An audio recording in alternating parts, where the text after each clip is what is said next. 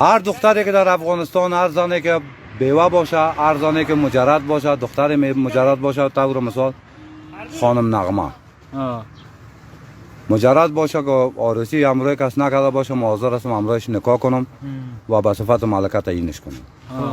چرا ما تا چه وقت ما این قسم زنده مجرد مخصوصا خانم نغمه یعنی ما تو با ما گفتم چرا چند نفر خوش علم تو آدما حق داره، حق داره در این وطن. افغانیتش هم افغانیت است. ما خود ما اگر دامن خود بالا میکنیم، خود ما بالا میکنیم، اگر پایین میکنیم ما خود ما میکنیم. یک نکته گفتم ملت افغانستان که کسی که خوشدار ما باشه و نمود شخصیت دار ما میخواین که همسر ما داشته باشم که شوهر داشته باشه، نه مجرد باشه ما نکاح میکنم. او باشه استیتا قاسمی میگن که همون کسی که ملت افغانستان بد توصیف میکنه پیش من نیست.